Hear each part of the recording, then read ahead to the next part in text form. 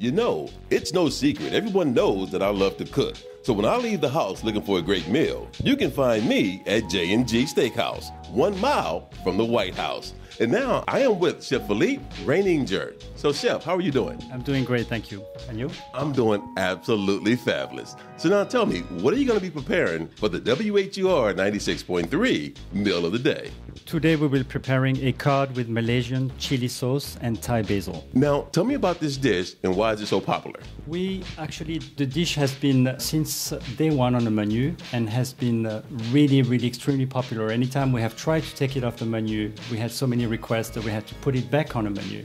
It's really the image of who we are in the restaurant, which is a blend of Asian flavors with more traditional flavors as well. On the light side, absolutely delicious. Given this dish, how do you match up the wines with the dishes? Well, we have great talent in our restaurant, great sommeliers that work with me. We do some trials, tastings and so forth, and we try different wines that we have in our cellar, and we find the best matches. The reds, the whites, do you import most of your wines or do you stay local? We have a very wide variety of wines, very strong US wines on our wine menu, as well as European, Spanish, French, Italian, South American, really a worldwide selection. Given the fact that this is a steakhouse, after I work out, I like to have a little steak myself. Tell me about your cuts of meat. Well, we have obviously prime cuts, which are the best we can find. And we have different cuts, 14-ounce sirloin prime, which is absolutely delicious with a peppercorns crust. We have 22-ounce ribeye. We have fillets, tenderloins, which are always very popular, 12-ounce, 8 ounces.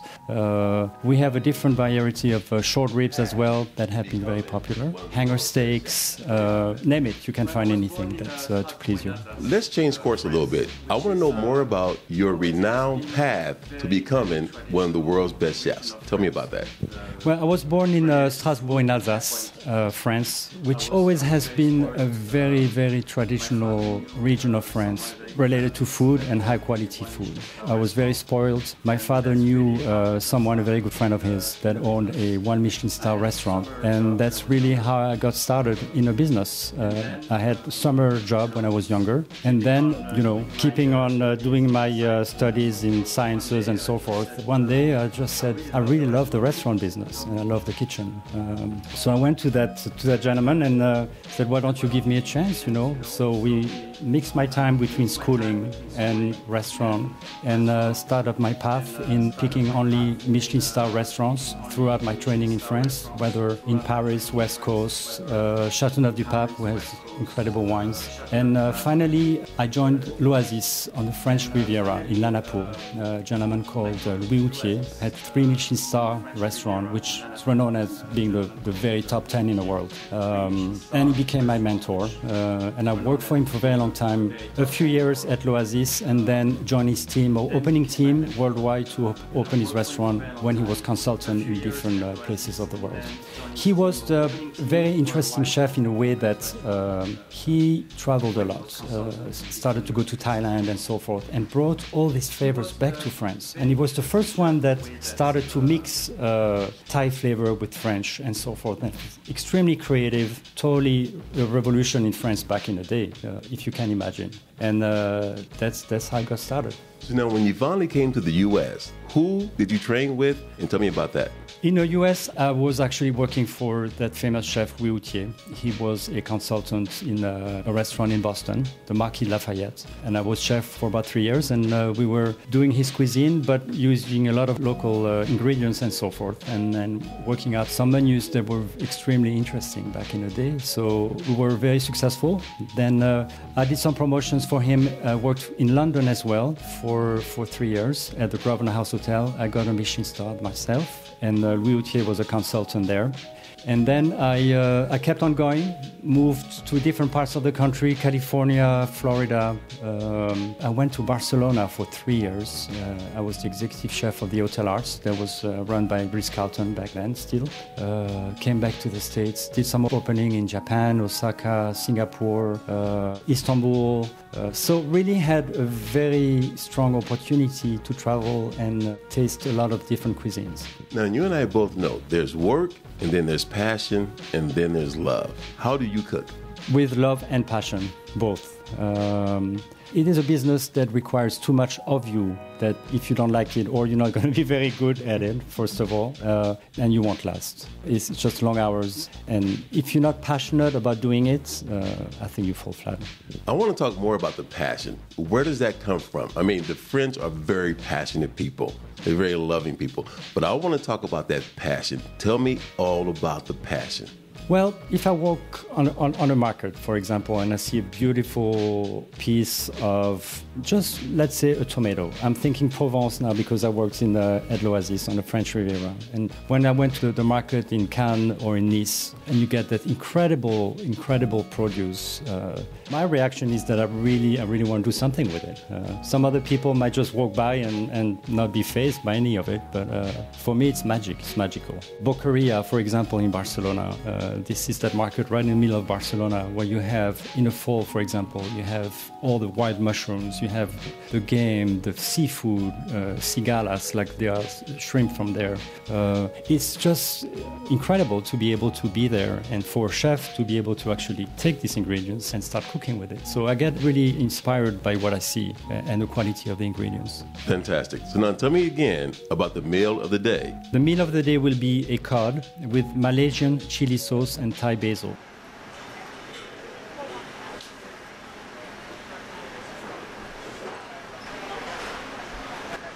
First step, we're going to take some grapeseed oil.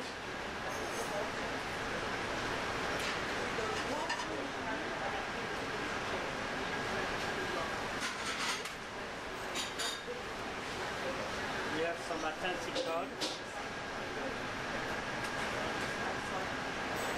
You add a little salt to that? Salt and pepper.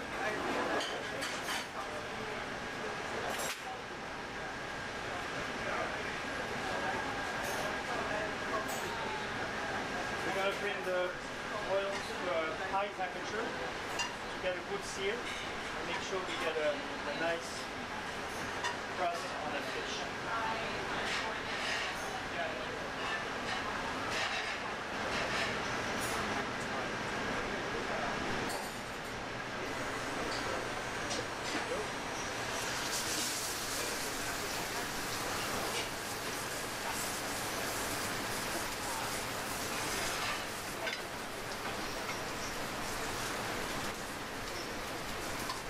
That is gorgeous.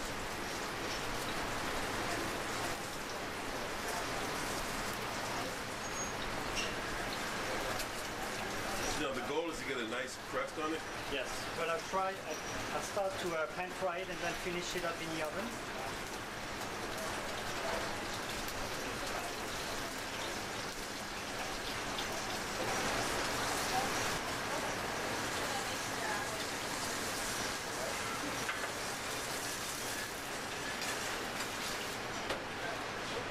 That will take a few minutes. In the meantime, we're going to set up the Malaysian sauce, which is our garlic, ginger, scallion production with chili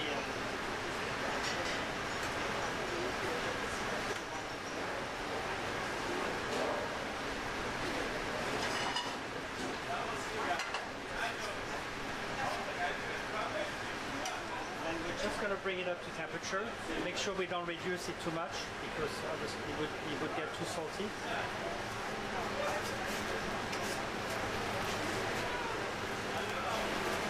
Yeah, this is we actually minced garlic, scallion, and fresh ginger, and stir it for a while until we get a caramelization. Then mix it up with the chili sauce, soy. It smells great, man. it smells great. Rice wine vinegar, and it's a very bold, strong sauce, but it's very, very flavorful. So we have scallions on. What do we got going? This is diced celery. Okay. Now, are we using salt to dry it out just a little bit, or what's happening? We're just going to bring it up to temperature. Okay.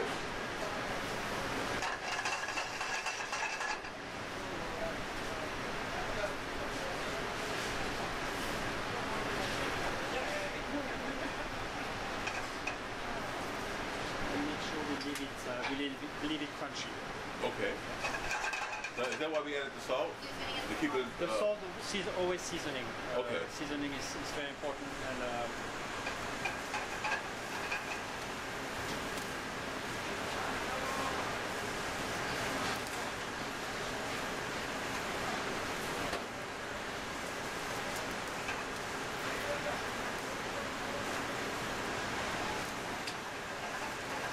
Now, I've always been curious.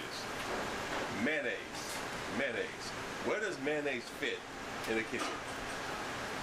well, we use mayonnaise for like a base sauce, and we flavor it with a lot of different things. Sriracha, with chipotle, with different variations of it for sandwiches and so forth. Yeah. And, we do a citrus chili sauce. We do a raw tuna with Japanese cracker, crusted, fried for a few seconds. I eat grade tuna, sushi grade tuna. We slice it in 5 little different pieces, lay it down on the plate, and the sauce for that is actually a mayo base. Is it like a wasabi? With citrus, no. Mayo, citrus, chili, and scallions. And you get the crunch of the Japanese crackers. It's really delicious. All right.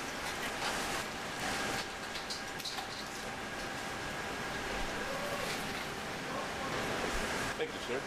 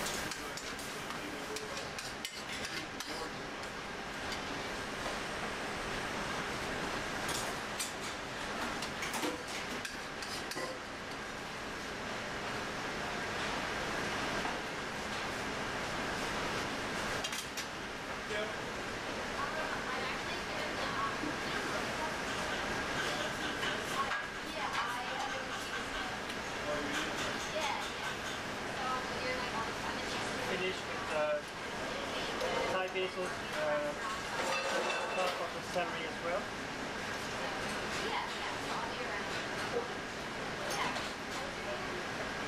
There you are. Excellent.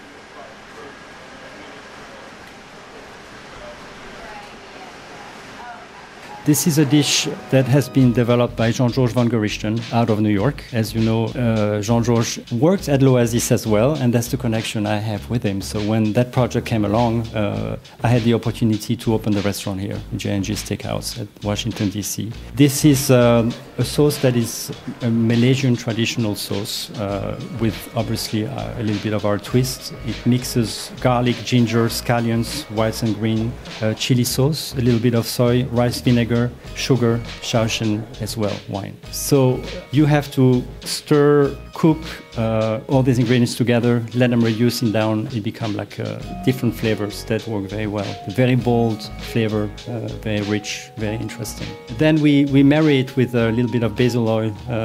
We use Thai basil, just mixed with oil and strain the whole thing. We do a little bit of garnish of celery brunoise and celery leaves on top for the crunch. I love it. Fantastic. Je suis Chef Philippe avec Darryl Haley pour Fitness Friday sur WHUR 96.3.